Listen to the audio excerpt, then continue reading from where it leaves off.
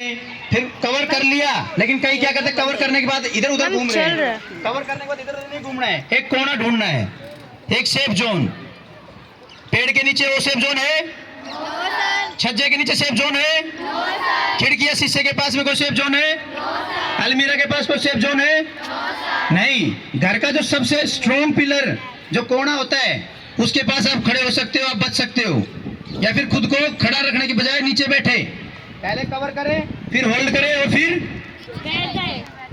Hold करना ही होता है। जिस पोजीशन में आप बैठे हो या खड़े हो उसको होल्ड करना, एक जगह जहां पे हो, और धीरे धीरे जैसे भी आप हो वहां पे आवाज करते रहना है जो पॉसिबिलिटी है। ठीक है, चिल्लाना भी नॉर्मल तरीके से है। कई बार है कि भूकंप आ रहा है, बिल्डिंगें गिर रही हैं और हम मलबे में दब गए हैं।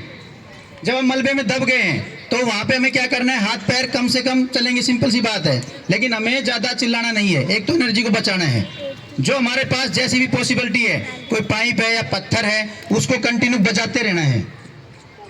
ठीक है, और कम बोले, समय के ऊपर ही बोले।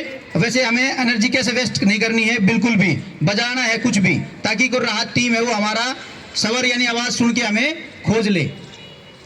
और एनर्जी वेस्ट इसलिए नहीं करनी है, पता नहीं मलबे में कितने दिन या कितने घंटे कितने टाइम तक हम दबे रहेंगे। यही हमें अपने बुजुर्गों को बताना है, हमसे जो छोटे बच्चे भाई बहन हैं उनको सबको यही चीज बतानी है। और ठीक है, लेकिन बचाओ बचाओ जो शब्द होता है वो हम जब खुले में हैं तो कर सकते हैं, लेकिन जब मलबे में दब गए तो वो तुम्हारा जो सवर है वो गूंजेगा अपने आप में ही, और वहां से धूल उठेगी और वो तुम्हें हानिकारक रहेगी तुम्हारे लिए, क्योंकि तुम एक तो दबे हुए हो, तुम्हें एक श्वास अच्छे से आ नहीं रही है। और जो आप जो बोलोगे मुंह से जो घर्षण निकलेगा उससे वो जो वायु जो निकलेगी उठेगी वो आपको परेशान करेगी। तो ऐसे भी नहीं चिल्लाना है, जब दबने के बाद नहीं चिल्लाना है। जो आपके पास जो चीज हो उसको बजाना है। जैसे पत्थर है तो पत्थर को बजाओ, कोई पाइप है तो उसको बजाओ।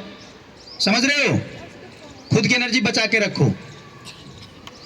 पेड़ों के पास नहीं जाने का रास्ता आपको पता होना चाहिए, आप घर में कैसे आ रहे हो कैसे जा रहे हो। और इस टाइम पे इलेक्ट्रिक सामान जो भी आपके घर में उसके नजदीक नहीं जाना बिल्कुल भी। और किसी के घर में भी अगर जब हम चढ़ते लिफ्ट होती है ना घरों में, या फिर हम किसी बिल्डिंग में जहां लिफ्ट है उसमें तो बिल्कुल नहीं जाना है, ध्यान रखें। धक्का मुक्की तो बिल्कुल नहीं होनी चाहिए। किसी को जरूरत है तो उसको हेल्प करेंगे, सभी कोशिश करेंगे कि हेल्प करें, लेकिन खुद को सेफ जोन में रखते हुए। ये नहीं कि खुद तो गए हुए दूसरे को भी ले जा रहे हैं, ऐसा नहीं करना है। आप जब बोला जाएगा भूकंप जैसे आ रहा है, भूकंप आपको पता चल रहा है भूकंप आ गया तो रेडे, जब बोले पोजीशन रेडे, जैसे पोजीशन बोला जा रहा है सबके सर पे बैग हो जाएंगे। जब कवर करोगे आपका बैग सर के ऊपर। तो अगर मैं तुम्हारे हुए, ये क्या था अपन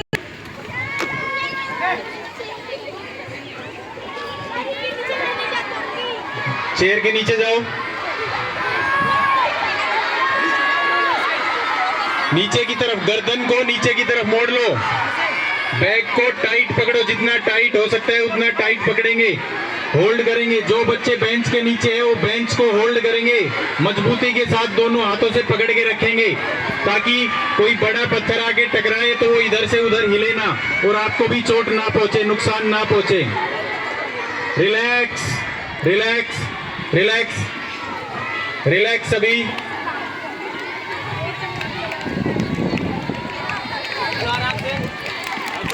जोरदार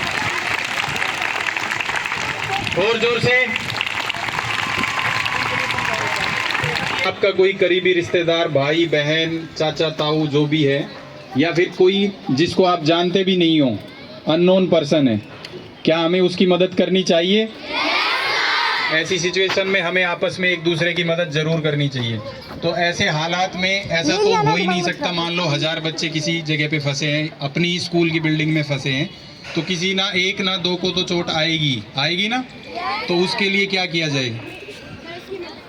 उसकी मदद के लिए हमारे स्कूल में सारा सामान उपलब्ध है, जैसे कि stretcher, wheel chair, fire safety के लिए फायर सिलेंडर जो फायर को बुझाते हैं। ठीक है, इसके अलावा जो बच्चे सुरक्षित हैं वो अपने कलीग को, साथी को वहाँ से, अगर वो चल नहीं पा रहा है तो व्हील चेयर पे लेके आए, अगर वो अनकॉन्शियस है तो उसको स्ट्रेचर पे लेके आए, बिल्कुल हड्डी टूट गई है या कुछ और डिसरप्शन हो गया है तो उसको व्हीलचेयर इस पे अपने स्ट्रेचर पे लेके आए, और एक खुले आसमान के नीचे जहाँ पे आपको खतरा महसूस ना हो कि यहाँ पे कोई दिक्कत नहीं होगी, वहाँ पे उसको सीधा ज़मीन पे लिटाएं। फिर उसके बाद उसको फर्स्ट एड देंगे। क्या देंगे? First aid. फर्स्ट एड में काफ़ी सारी चीज़ें होती है, छोटी छोटी चीज़ें, और बहुत अहम होती है जिससे आप किसी का जीवन बचा सकते हो। जैसे छोटी चोटें लगी है, कट लगा है, तो उसको हम डिटोल से या एंटीसेप्टिक से साफ़ करके उसको उसके ऊपर प्लास्टर या पट्टी कर सकते हैं, है ना? कर सकते हैं ना? किसी का खून बह रहा है, सबसे पहले मदद की ज़रूरत होती है खून बहने वाले को, या फिर किसी की सांसें नहीं चल रही हो उसको। तो खून बह रहा होता है तो उसको फर्स्ट एड में सिखाया जाता है कि आपको उस खून को रोकना है। कैसे रोकना है? उसके ऊपर आपको कॉटन रखना है, या कॉटन नहीं है आपके पास उस टाइम अवेलेबल तो आपको उसके ऊपर कपड़ा रखना है। कपड़ा कोई भी हो सकता है, इसमें शर्माने की बात नहीं होती। लड़कियों के पास तो खासकर होते ही हैं, दुपट्टे होते हैं ना, और बड़े बड़े सूट भी होते हैं, उसको भी फाड़ सकते हो आप, है ना? उस कपड़े की एक लेयर बनाओ, उस घाव के ऊपर रखो। अगर मान लो खून रुक नहीं रहा है, वो कपड़ा भीग गया है, तो क्या करोगे? दूसरा कपड़ा लेके आओगे या फिर उसी कपड़े के ऊपर कपड़ा रखोगे? उसी कपड़े के ऊपर आपको दूसरा कपड़ा रखना है। उस कपड़े को आपको हटाना बिल्कुल भी नहीं है, लेयर बढ़ाते जाएंगे। ये नहीं है कि उसको हटाया नया रख दिया, उसको हटाया नया रख दिया, ऐसे खून नहीं रुकेगा, क्लॉटिंग नहीं होगी, ब्लड क्लॉट नहीं होगा, तो आपका खून बहना नहीं रुकेगा। तो इस तरीके से उसके ऊपर दबाव रखेंगे और कपड़े के ऊपर कपड़ा या कॉटन के ऊपर कॉटन, और खून को रोकेंगे, खून के बहाव को रोकेंगे। दूसरा आता है सीपीआर। सीपीआर के लिए आपको एक अलग से एक्सरसाइज कराएंगे। सीपीआर कैसे दी जाती है प्रॉपर रूल के साथ, कितने बार उसको पंप करना है, कितना सेंटीमीटर, मोटा मोटे तौर पे बता देता हूँ। 5 सेंटीमीटर तक, जैसे मान लो किसी को हार्ट अटैक आया है या सांस नहीं चल रही है, तो उसकी छाती मान लो ये है, तो उसकी चेस्ट से यहाँ से इस निप्पल से इस निप्पल के बीच में एक लाइन खींचेंगे, गर्दन से यहाँ पे एक सीधी लाइन लेके आएंगे, जहाँ पे ये क्रॉस करेगा उस पे अपनी हथेली रखेंगे। क्या रखेंगे? हथेली। और हथेली को ऐसे बांधेंगे, ऐसे बांधेंगे।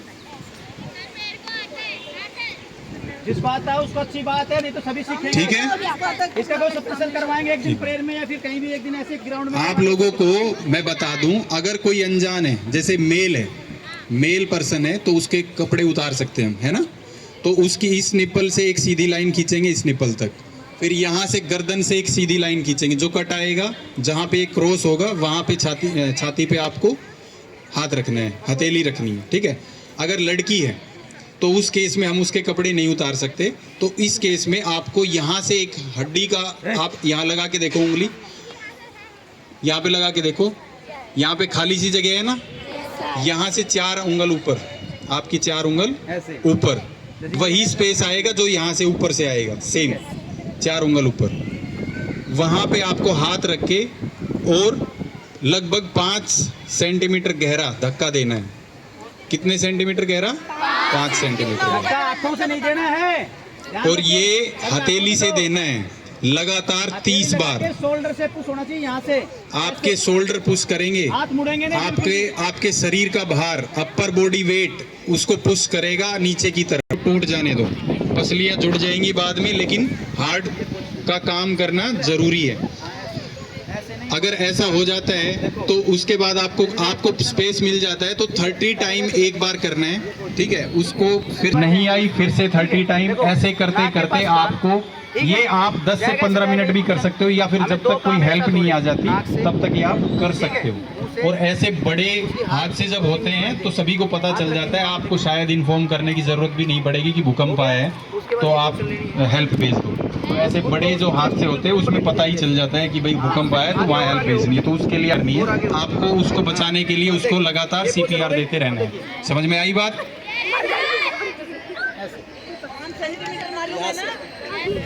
ठीक है? और 30 काउंटिंग करना है मन के अंदर, 2 3 3, उसके बाद हाथ वहीं रहेंगे, हाथ नहीं हटेंगे। ये ध्यान दें सभी बच्चे। आज अर्थक्वेक के बारे में जो आपको पता चला, भूकंप, कुछ पता चला इसके बारे में? तो आगे से अगर ये घटना घटती है तो आप लोग सबको पता है क्या करना है। तो अभी जो भूकंप आएगा नेक्स्ट टाइम, वो बता के नहीं आएगा, ये जो उटर बजा है ये बता के नहीं बजेगा कि आज 9:10 पे भूकंप आएगा। ये आकस्मिक बजेगा कभी भी। सभी टीचर और सभी स्टूडेंट इस चीज को ध्यान में रखें। नेक्स्ट टाइम तब ये उटर बजता है तो जैसे आज आपने फॉलो किया है वैसे ही फॉलो करेंगे। बैक सर के ऊपर होल्ड कवर करते हुए लेके आएंगे और 2 ग्राउंड में आ जाएंगे खुले में बिल्कुल। ओके, सभी रेडी है? तो भूकंप कुछ नहीं कहेगा तुम्हें। और अपने स्कूल में जो टीमें हैं वो टीमें सभी ध्यान रखे बच्चे। सेफ्टी टीम है, जैसे सेफ्टी का मतलब क्या होता है? बचाव राहत जो टीम है उसका काम क्या है? जैसे उसको पता चला, मैंने फोन किया, बताया, उसको मैसेज किया कि भैया ऐसे ऐसे ये घटना घट रही है, तो वो लोग तुरंत एक्टिव हो जाएंगे। उनके जो भी इक्विपमेंट उनके पास में है उनको लेके तुरंत कहां पहुंचेंगे? घटना स्थल पर। और वहां से जो भी आहत हुआ है उसको लेके आएंगे, जो भी पॉसिबिलिटी रहेगी वैसे। फर्स्ट एड टीम जो भी होती है जिसको फर्स्ट एड के लिए पता, फायर टीम का भी काम होता है, जरूरी है। पता नहीं जब कोई बिल्डिंग गिर रही है, शॉर्ट सर्किट हो रहा है, करंट लग रहा है, कैसे भी कुछ भी होके फायर हो गया है, आग पकड़ गई है बिल्डिंग, तो उस टाइम पे उनकी बहुत जरूरत होती है। तो उनको पता होना चाहिए आग कैसे लगी है, इसको कैसे बुझाना है। फायर सेफ्टी का भी कराएंगे आपके एक दिन मॉक ड्रिल। तो ध्यान रहे सभी चीजों के बारे में। और जिन बच्चों को ये खासकर बताया, ठीक है, जो चीज इंपॉर्टेंट है क्या है? खुद को बचाओ और दूसरों को बचाओ, ये इंपॉर्टेंट है। जान बची तो लाखों पाए, जैसे मैम बता रही है, लाखों की तो बड़ी अहमियत होती है ना। तो ध्यान रखो, तो कीमत लाखों से बहुत ज्यादा बड़ी है अपने शरीर की और अपनी। इसीलिए कहा है कि जान बची तो लाखों पाए। तो नेक्स्ट टाइम ध्यान रखेंगे इस चीज का। कि अगर छुट्टियां पड़ती हैं तो मॉर्निंग में, और कल भी बताया था, एंटी